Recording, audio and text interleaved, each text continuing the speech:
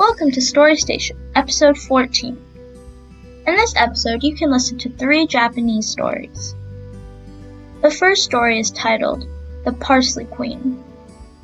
A little peasant girl was just minding her own business until suddenly she became a queen. Listen to the story to find out how. The second story is titled, Second Sight. Listen to this story about the art of divination and how it helps a woman get out of poverty. The third story is titled, Fishsave. This story is quite an unusual name. Listen to the story to find out why it's called that. Hope you enjoy it! I'll read a story called, The Parsley Queen. How curious that the daughter of a peasant dwelling in an obscure country village near Asuka in the province of Yamato should become a queen. Yet such was the case. Her father died when she was yet in her infancy, and the girl applied herself to the tending of her mother with all filial piety. One day, when she had gone out in the fields to gather some parsley, of which her mother was very fond, it chanced that Prince Shotoku, the great Buddhist teacher, was making a progress to his palace, and all the inhabitants of the countryside flocked to the road along with which the procession was passing, in order to behold the gorgeous spectacle, and to show their respect for the Mikado's son. The filial girl, alone, paying no heed to what was going on around her, continued picking her parsley. She was observed from his carriage by the prince, who, astonished at the circumstance, sent one of his retainers to inquire into its cause. The girl replied, "Mother bade me to pick parsley, and I am following her instructions. That is the reason why I have not turned around to pay my respects to the prince." The latter, being informed of her answer, was filled with admiration at the strictness of her filial piety. Alighting at her mother's cottage on the way back, he told her of the occurrence, and placing the girl in the next carriage to his own, took her home with him to the imperial palace, and ended by making her his wife, upon which the people, knowing her story, gave her the name, the Parsley Queen. The end. I hope you liked this story. The next story begins in a moment. I will read a story called Second Sight. A traveler arrived at a village, and looking about for an inn, he found one that, although rather shabby, would, he thought, suit him.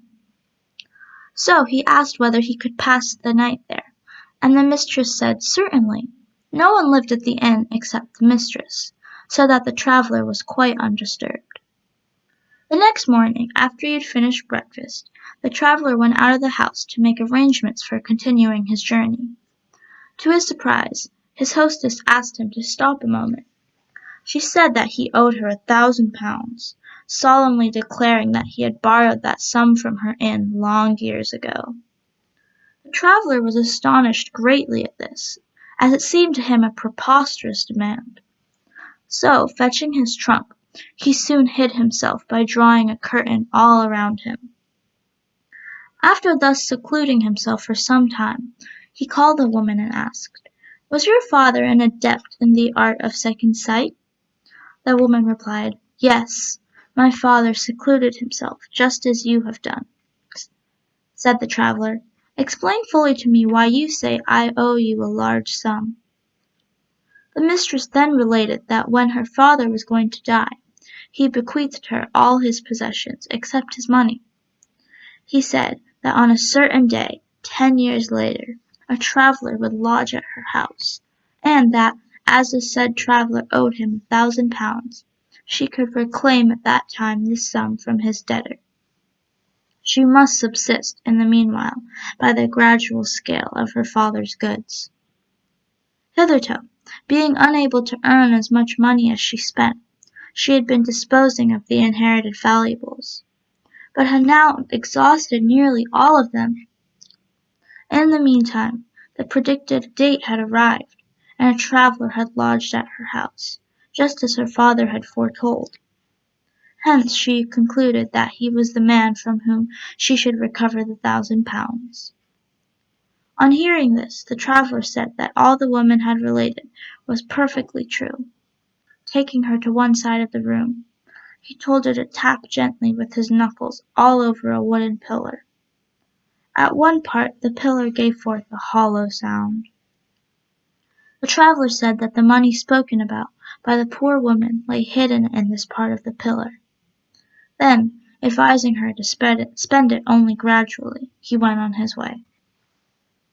The father of this woman had been extremely skilful in the art of second sight, or clairvoyance. By its means he had discovered that his daughter would pass through 10 years of extreme poverty, and that on a certain future day a diviner would come and lodge in the house. The father was also aware that if he bequeathed his daughter his money at once, she would spend it extravagantly. Upon consideration, therefore, he hid the money in the pillar, and instructed his daughter as related. In accordance with his father's prophecy, the man came and lodged in the house on the predicted day, and by the art of divination discovered the £1,000. The end. I hope you enjoyed this story.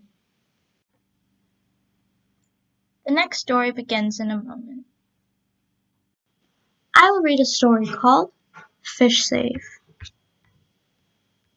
There was once upon a time a little baby whose father was a Japanese ambassador to the court of China, and whose mother was a Chinese lady. While this child was still in its infancy, the ambassador had to return to Japan.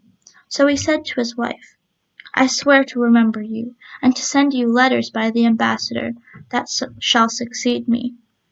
And as for our baby, I will dispatch someone to fetch it as soon as it is weaned." Thus saying, he departed. Well, embassy after embassy came, and there was generally at least a year between each, but never a letter from the Japanese husband to the Chinese wife.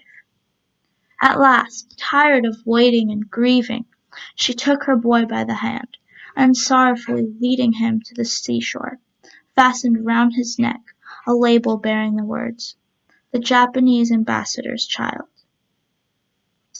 Then she flung him into the sea in the direction of the Japanese archipelago, confident that the paternal tie was the one which it was not possible to break, and that, therefore, father and child were sure to meet again.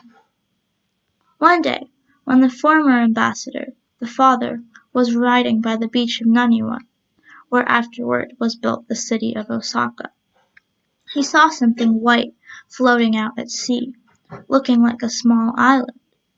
It floated nearer, and he looked more attentively. There was no doubt about its being a child. Quite astonished, he stopped his horse and gazed again. The floating object drew nearer and nearer still.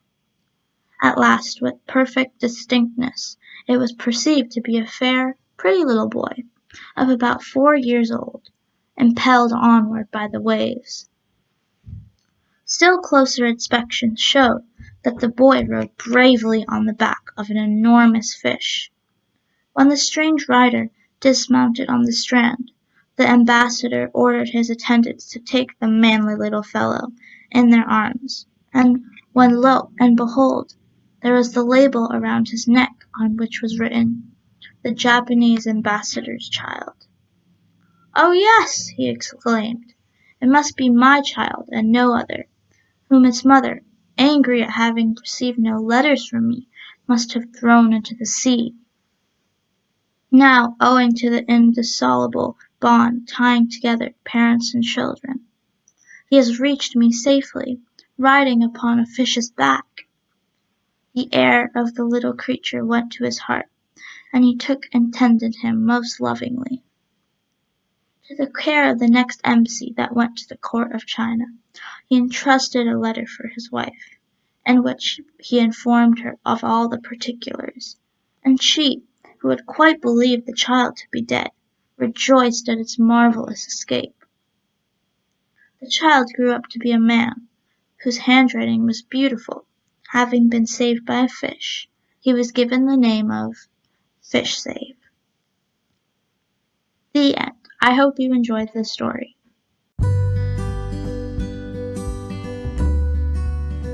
Thank you for listening to Story Station. We are adding stories as frequently as possible, so check back often. We would love to hear your feedback and any questions you may have. Thank you.